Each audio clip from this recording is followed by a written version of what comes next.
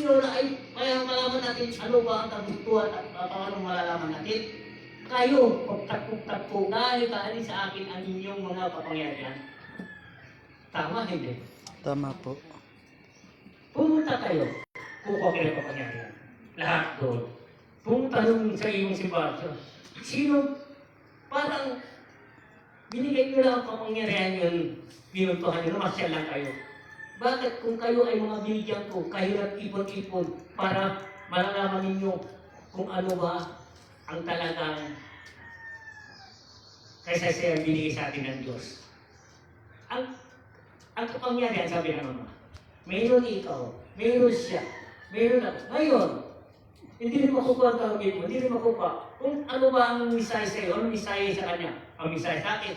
Pag isay natin ang misay, yung dakilang himalayon. Nakuha rin. Dahil, ang sabi naman, at least, nag-ikot-ikot kayo, bakit kayo lahat ang mga akin pinili? Akin na kapangyarihan binigay. Bakit di kayo nagkakatagpo? Kahit minsan magsama-sama kayo, doon kayo mag-meeting kung ano ba ang kahulugan ang binigay sa akin. Ngayon, may pwede ka magsalita. Yung misay sa'yo, hindi magsalita. Bawat isa sa atin, kung may misay binigay, doon mo makikita pagdugtong-dugtongin. Pag yun, pagdugtong-dugtongin yun, hindi naman kagamitan makukuha doon yung mensahe at kailangan natin para malantad natin kung ano man ang kadugtong ng mensahe para ibigay sa atin ng Diyos. Amen? Tama ba hindi? Tama po. Yan ang kulang sa atin. Dahil inihiram natin, baka kapturin lang nila. Walang sinuman kakaptur sa inyo. Ikaw lang gumagawa. Tignan. Kinakatakutan mo ang kaisipan mo at kukunin ang iyong kapangyarihan. Hindi man sino man makakakuha yan. Basta binigay ng Diyos sa iyo, binigay para sa iyo, wala. Ang mensahe kailangan para magtungan ang iyong mga binigay ng mensahe sa Kanya, pag-isay lahat, para malaman natin ano ba talaga ang bawat isa sa kasaysayan natin dito. Ano ba ang katungkulan binigay sa atin ng Diyos? Kung gawin natin hindi palit, hanggang kailanman hindi mabubuo ang binigay sa atin ng Ama. Sa akin, okay lang ako. Yun lang ang mensahe para nakahanapan kasi ang problema, yung ugali ng tao nagbabago. Kung sila ang pinasukan ng anumang spirit, akala mo santuan sila, talagang di na sila makatuka sa tubigan. Pagdating ng malis na yun, iba na. Yun ang inaalisin sa ugali natin. Kung tutuusin, kailangan natin ay magkaisa, magkakubaba ang bawat. Walang mataas, walang mababa, pantay-pantay ang kapangyarihan at binigay sa atin ng Diyos. Dahil ang lahat yan, dito tayo magsisimula, dito tayo magtatapos. Dahil kailangan natin, kung sino man gusto ay makikisalo sa kanyang binigay mensahe. Bakit hindi natin ilantad? Magkakaisa tayo. Mensahe lang naman ang kailangan doon. Hindi yung kagamitan, yung mensahe binigay sa iyo, ikalat mo. Hanapin mo ang mga tunay mo kasamahan. Amen. Walang sinuman. Mas mahigit pa. Kung ikaw lang nagmamisahe, dahil hindi rin nagmamisahe, kung may mamisahe, kung hindi kayo makakasundo, di kayo nagkakaisa, ano po yung misahe? Ha? Wala na. Hanggang mawalan natin sa mundo, dahil tatanungin ng Ama, pagdating ng oras. Yung binigay ko ba sa iyo? Yung binigay ko sa iyo. Bakit di kayo nakakasunod? Dahil ano? Ang dahilan? Sayang ang binigay ko sa inyo. Dahil lahat kayo, bakit hindi kayo nagkakaisa? Iisa rin ang kapangyarihan binigay ko. Ang mensahe kailangan pagdugtong-dugtongin ninyo para kayo ay maging tagumpay. Yung mga iniisip ninyo, walang mawawala ang kapangyarihan. Bawat isa sa kung ano man ang binigay ng Diyos sa inyo, yun, hindi yan magagalaw. Para sa iyo yan. Walang sino man kukuha dyan. Kung hindi ang Diyos mismo ang nagbigay, siya rin ang babawi doon sa lahat. Amen. Dahil ang karamihan nakikita ko, mga apture, huwag kang maniwala dyan. Kahit minsan, hindi nila makapture yan. Ang salita lang, kung tutusin, ang nagbigay ang dapat siya ang pwede kumuha, hindi kumuha lang dahil may kapangyarihan yan ang nagbigay sa kanya. Galing sa Diyos. Kung siya ang kapangyarihan na kinuha, binigay sa kanya, ganun din ang nagbigay sa kanya, iisa yan ang kapangyarihan galing sa lahat. Ang ugali natin minsan ay mataas. Di tayo marunong magkumbaba. Magkumbaba tayo, ang Diyos, itataas tayo ng Diyos. Wala man sino man magtataas sa sarili, babagsak. Nakasulat yan sa Biblia. Magkumbaba ka. Ang Diyos nga, marunong magkumbaba, tayo ba? Ano ba kapangyarihan? Bilang oras na tinanggal na yung kapangyarihan, pati bantay mo tinanggal na, ano masasabi mo? Diyos ko, patawarin mo ako. Hindi ko alam ang aking ginagawa. Wala kapangyarihan, sino man aagaw para sa iyo. Ang sabi ng Diyos, walang pagkapangyarihan na aagaw binigay ko sa iyo, anak. Dahil ang kapangyarihan niyan, ako rin ang pwede kumawi. Kahit sino sa kanila, kahit si Diablo, hindi niya kaya yan kukunin dahil galing sa akin yan. Dahil ang sa buhay mo at hindi mo tinupad at gawain ang katungkulan mo, ay mawawala yan dahil hindi ka sumunod sa akin. Kaya ang gabay ay gabay. Tampanan ninyo ang binigay sa inyo, alagaan nyo yan. Kahit sino man, kahit mamang walang pinag-aralan, basta binigay sa pangyarihan ng Diyos, walang sino man aagaw sa Kanya kung hindi yung nagbigay sa pangalan ni Jesus. Amen. So, medyo katakutan. Kung tayo ay talagang totoo tayo, talagang ang Diyos at siya ang kinakapitan natin at sa Kanyang galing sa Kanya lahat. Ano ba ang kagustuhan ng Diyos para sa atin? Pag-ibig mo, pagkakaisa. Kasi sayang, noon hanggang ngayon, ilan lang natupad. Halos kulang pa rin. Sayang. Dapat sumunod tayo, hanapin ang tunay natin kapatiran, ang pamilya natin dahil nandun ang kadugtong, ang kapangyarihan nagsalita ng mensahe ng Diyos. Tama po. Walang sino man mas mahigit pa sa Diyos. Siya ang pinanggalingan ng lahat. Walang mataas, walang mababa, pantay-pantay. Ang Diyos ang magtataas sa akin. Wala man sino man sa atin pwede. Bata ka man, matanda ka man, basta may mensahe, welcome ka dito dahil pamilya kita. Hindi sinasabi nila, matanda na ako. 40 years na ako nakalagan at spiritual. Ang tanong, may mensahe na dumarating sa iyo ay wala. Ang sabi niya, wala.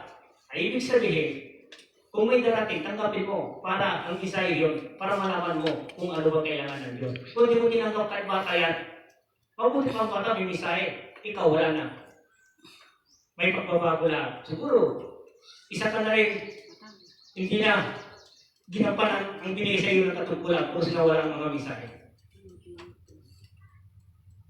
Yun ang salita ng Diyos.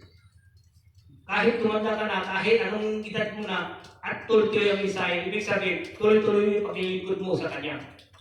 Minsan, tayo, kung mayroon tayo kapangyarihan, akala mo, sino na tayo, nakalimutan na nagbigay sa atin. Dahil hindi na ang pangyabang natin. Maniwala kayo, hindi? Naniwala po. Saan na ngayon ang kapangyarihan binigay sa inyo? Pati kadang engineer, mawawala na dahil sa ugali natin ay hindi maganda.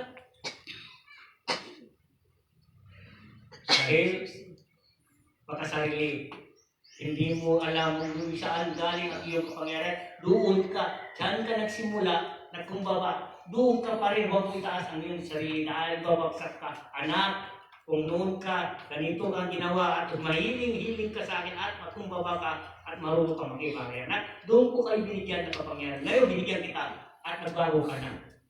Sabi niya, ikaw po parang binigay ko sa iyo. Alam mo, sino ka na? Marami yan. Dahil iba na kanilang ginagawa. Hindi lahat. Kailangan magkita-kita tayo kung gusto niyo. Kasi kung may kayong manaraw, siyempre hanapin natin mga himala. Oh. Ako, naghihintay lang ako.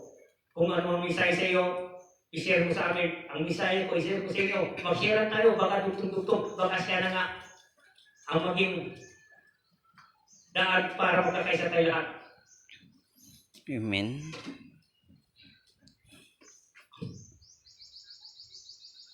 Dahil dito, dahil mahal na araw yun. Ibig sabihin, panata. Hanapin ang tunay kapatiran at tunay mga pamilya. Ang mga gawain natin, ang panata natin. Magkita-kita tayo kung anuman ang bagay. Maraming salamat lahat. Ang tao ay magkita-kita kung sila ay binigyan din misay sa kanila. Kung walang misay sa inyo, wala akong magawa. Wala. Yung mayroon lang mga misahe sa kanila. Kung gusto nyo mag-join, mag-join kayo. Hindi ito, join sa mga gawain namin. Hindi gawain kayo. Hindi, join sa salita ng misahe ng Diyos. Pagkakaisa. Hindi tayo agaw ng sister nila. Hindi. Dito, kung saan ka, doon ka. Depende sa inyo. Basta importante, ang misahe, pinadugtong-dugtong natin. Yan ang malaga. Siya pa rin hawak doon. Si Jesus pa rin. Tama po. Hindi tayo nag-aagaw ng anuman. Ang kailangan, magkita-kita tayo kung anuman ang misahe. Ano bang malaga? Gusto yung sabihin. Dahil magla-live tayo para makita nila ay tayo ay nagkakuna. Kung anuman ang bagay, ilantad para masaya ang lahat. Lantad ko. Pagdugtong-dugtong natin dahil yan ang talagang kagustuhan ng Diyos. Amen. Amen? Ano? Maganda ba? Hindi. Maganda po. Kaya nga mga sabi ng mga, ang tunay na himala ang pinuntahan niyo, kayo, kulang na lang kayo mag-ipon-ipon. Minsan, nagkakita kayo sa simbahan, damuhan na, gano'n lang, makakilala, hindi sila nag-usap-usap. Dapat, pagdating, kapatid, kumusta? Pamilya, dahil isa ang pinangyarihan natin galing sa Diyos. At sabi ng Ama, ay maraming salamat mga anak, at nagtapo-tapo na kayo ngayon. Hindi pa din nagawa. Noong pa hanggang ngayon, di mo lang nagagawa yan. Dahil siya ang pulot-dulot, ang lahat, ang nagbigay ng kapangyarihan sa atin, siya rin nagbigay ng buhay. Kailangan nakikita nila kahit huli na sa ating mga bagay, basta kita tayo, bahala ng Diyos sa atin. Amen. Kaya sabi ko niya, Mama, huli, kung magkita pa kayo hindi, nasa Diyos ka lang at asa sa iyo kung gusto niyo pa rin pumunta mo. Tama po.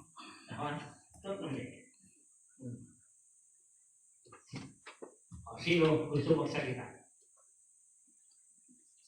Kung ako magsalita, talagang hanggang mamaya, diretso yan.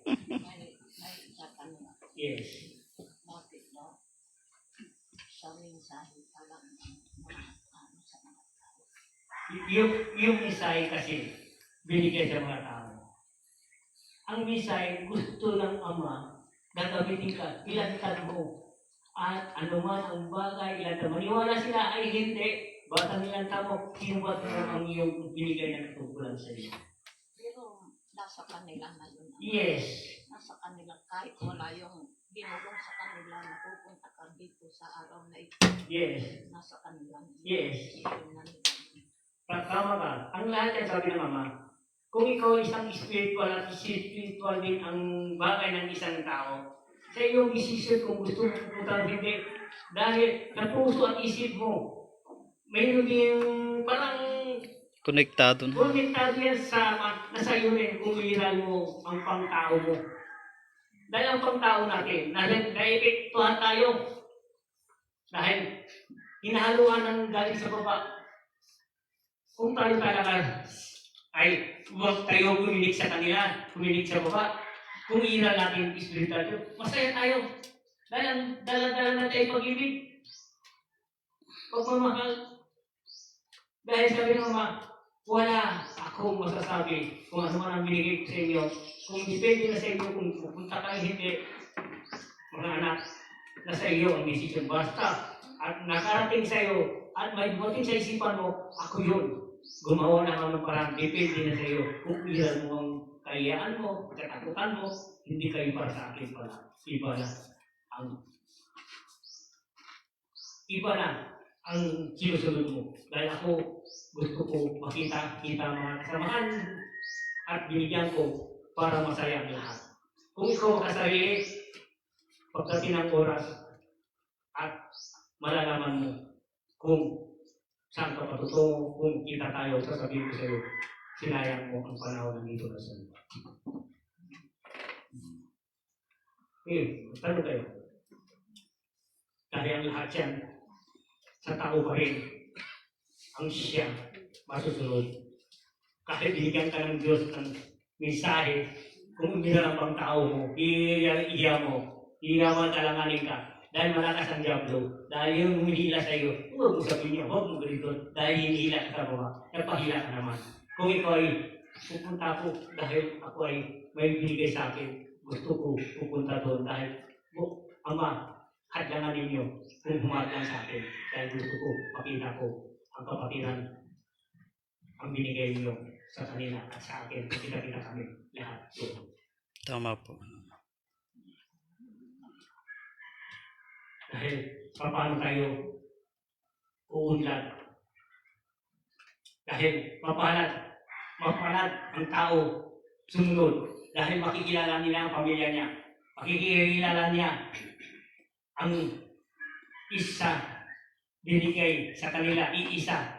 Gusto ng Diyos yan. Doon pa mismo ang madagdagan. Dahil sabi ng Ama, panahon na masaya pa na. Lugod-lugod ako masaya dahil kita-kita na kayo. Kung ikaw ay alanganin, nag-isip ka, mas ka matotoo. Hindi, sige lang. Dahil basta sinabi, ay sinabi, nasa iyo ang desisyon. Ang gusto ng Diyos, makita kayo para makikilala ninyo ang bawat isa sa inyo. Dahil ang kapangyarihan ko, nandyan sa inyo, gusto ko kayo mag-ipot-ipot para isa doon lugar yon at babasbasan ko na kayo lahat. Amen. Puso ganyan tayo. Ay, ibig sabihin ano?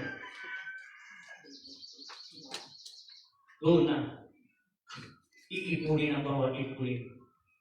Kaliwa at kanan. Depende na sa tao. Kung ikaw ay pursige, huwag kang dumuda. Isipin mo ang sinuman, ang tunay mo kasama. Sa kaliwa man, sa kanan. Ikaw ang pipili mo. Kung ikaw yung pinaglalaban mo at tungkol sa salita ng Diyos at pinapangyayang ng Diyos at puntahan mo ang tao yun, ang mga tao, mga kapamilyahan mo, ay mapalat ka dahil doon kayo pinapunta ng Ama. Kung ayaw mo, meron din kayo mga samahan, ayaw lahat sa isang lugar din, doon kayo magsama-sama. Iba yung magsasama sa kabila, iba magsasama sa kabila. Yan ang timbangan. Mabuti at masama at mabuti. Bakit masama? Pwede yung masama maging mabuti. Mabuti yung masama maging ang masama maging mabuti. Mabuti. Ang mabuti maging masama. Sama. Positive timbangan niya. Kailangan mahaba ang inyong lubid, ang kordon ninyo. Hanapin ninyo ang tunay nyo kaligtasan. Amen. Amen. Ano pa? Gusto niyo sasabihin ninyo? Ako po, pwede pa ako mag-share po, Ama. Share. Ayan, yes po. Yan po palang hapon po sa ating lahat.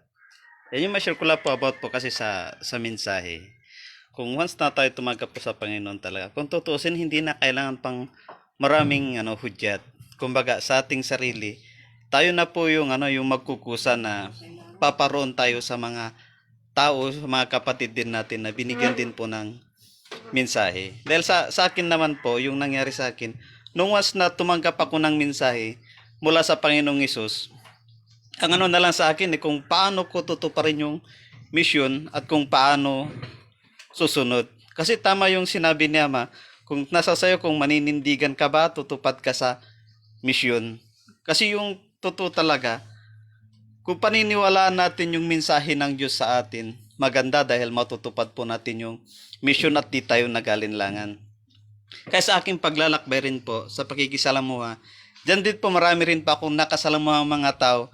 Minsan takot silang maglakbay, takot silang lumantad, dahil yung pinakita sa kanila ng Diyos at sinabi sa kanila, minsan nagdududa sila, hindi yata totoo yung sinabi sa akin. Kumba, yun yung mga isang bagay na nangyayari, kaya mahirap sumunod sa utos ng Diyos. Pero kung gusto natin talagang tumupad, dahil dito naman sa mundo, lahat naman ng tao naglilingkod, kumikilala na sa Diyos. Kumbaga, kung tunay tayong kumakataon sa spiritual, hindi na kailangan pang sabihin na imbitahan ka ng isang kapatid. Kundi kusa yan na mismo na ihuutos yan ng Diyos, ibinababa po yun. Na kahit walang imbitasyon, ang Diyos mismo yung magsasabi na pupunta ka sa roong kapatid mo. Kung ba ang mensahe sa atin, nabubuo po yan pag pinagdudugtong-dugtong po ng Panginoon ng bawat isa kung nasan po yung tinawag niya. Ikukonekta po yung bawat isa po doon. Kasi sa akin din po, nangyari sa akin noon, dinugtong din po ako ng Ama, sabi niyo, punta ka dito sa Born Again. Pupunta po ako doon. Punta ka sa iglesia, punta ka sa Jehovah Witness, pumunta ka sa Baptist, sa Islam pumunta ka, sabi sa akin naman. Walang nag-imbita sa kanila, pero yun yung utos sa akin. Kaya sinusunod ko po. Kumbaga, yung mahalaga po kasi sa misyong bilang spiritual, yung pagsunod at pagtupad po sa atin, sa ating katungkulan. Kahit bihirang naniniwala, bahala sila, basta't sa ating sarili ay totoo tayo sa ating gawain. Tinutupad po natin yung ating katungkulan. Yun po yung bawat bagay sa buhay natin, kung ano yung misyon natin. Gawin po natin kahit anong sabihin ng iba, kulang po tayo. Dahil ang bawat isa naman po sa magkakapatid sa atin ay hindi na kailangan pang paliwanagan bawat isa. Bakit po? Dahil iisang espiritu ng Diyos yung nananahan po sa bawat isa sa atin. Tulad po dito sa samahan natin dito. Ako hindi naman pa ako dito inimbita eh. Hindi ako inimbita dito sa Barangay Lumbang. Pero bakit pa ako nandito? Dahil yun po yung utos sa akin ng Diyos na dito ako pupunta. Kaya simula noon hanggang ngayon, nandito pa rin pa ako. Bakit? Dahil yun po yung utos ng Diyos sa akin na nandito, kasama ko kayo, kasama ko si Ama na nandito ako sa Kanya. Na hindi ako pwedeng lumayo at lagi ako sa tabi niya para meron siyang kasama sa gawain. Para yung gawain spiritual sa paghahanap sa mga kapatid, mabuo po natin dahil kung tutusin, iilan na lang po talaga yung naghahanap ng bawat isa sa mga kapatid. Dahil ako rin po, 2.5 years din pa akong naghahanap sa kanila. Pero mahirap minsan sa paghanap dahil iniiral nila yung matagal na sila, matanda na sila. Minsan marurunong na po sila. Kaya minsan ang hirap kung paano makipag-ugnayan sa mga kapatid sa spiritual, mga binigyan ng mensahe. Pero kahit ganun pa man, meron pa rin ang mga tinalaga ang Diyos na sila yung makakaunawa at meron pa rin sumusunod sa Kanya. Kumbaga sa ating buhay, gulang po tayo, kumbaga, kung ano man bawat sa lahat ng nakikinig sa matuanggap ng mensaheng spiritual, sundin po nila yung utos po sa inyo. Kumbaga kung meron man kayo di naintindihan, magtanong po tayo sa Diyos, yung nagbigay po ng mensahe sa atin. Huwag po tayong mahiya na magtanong sa kanila. Sa akin din po, paano ako nakatupad?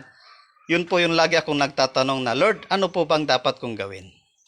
Yun po yung sinabi sa kanya, Lord, saan ba ako patungo? Kumbaga, tayo rin po yung magpapasya. Dahil kung hindi ako makasunod, kasi pag nagpakita ang Diyos, minsan pag sinabi niya, makakalimutan yung mensahe. Kung ano yung pinagutos sa atin. Kaya ang sinasabi ko sa kanya, Lord, kilusin mo yung katawan ko para makarating ako sa yung paroroonan kung saan mo ako inuutos. Kaya ganun po yung nangyayari po sa akin. Kusa na lang po yung katawan ko po na naglalakbay kung saan pa ako paroroon. Dahil yun po yung kahilingan natin para makasunod po tayo sa utos ng Diyos. At sa bawat isa rin po, kumbaga sa mga nakakatanda sa spiritual, na kailangan gabayan po yung mga bata na sumusunod na henerasyon para magpatuloy po yung gawain ng mabuti. Yun lang po, maraming salamat. Maraming salamat. Ito, yung gawain namin kasi dito, lahat kami dito, kanya-kanya kami lugar. Walang nag-utos sa amin, di kusang loob namin ay nag-ipon-ipon kami lahat. Dahil ako, taga Mindanao ako, taga Hulusun ako. Mag-isa ko lang pumunta dito. Ngayon, dumami kapatiran at pamilya at nandito, sinamahan nila ako. Ay, maraming salamat sa kanilang lahat. Dahil ako ay naglakbay ako, mag-isa ko. Galing pa ako Mindanao at dumating ako dito. Nakahulo-sulo ang perspective ko talaga, doon ako. Doon ang napadpad at dito ako ngayon ay naglilingkod sa kanilang lahat. Dahil ang daladala ko ay pag-ibig, ang kagalingan, ang pinahiram sa atin ng Diyos. Amen. Yun ang mga pag-ibig ang daladala ko dahil magkakaisa tayo sa pangalan ni Jesus, sa pangalan ni Allah, pag-ibig pa rin ang pag-ibig ang siyang magwawagi, ang siyang magliligtas sa atin. Huwag tayo mag-usgahan, kailangan daladala natin ay pag-ibig. Ang pag-ibig ang siyang magwawagi sa lahat. Maraming salamat sa inyo. Maraming salamat. Kaya thank you for watching po sa inyong lahat at sa lahat po ng nariyan. Tapos na po yung ating gawain muli. Sirin tayo po sa mensahe. Yan ang Diyos sa bawat isa. Kaya thank you for watching and God bless po sa inyong lahat.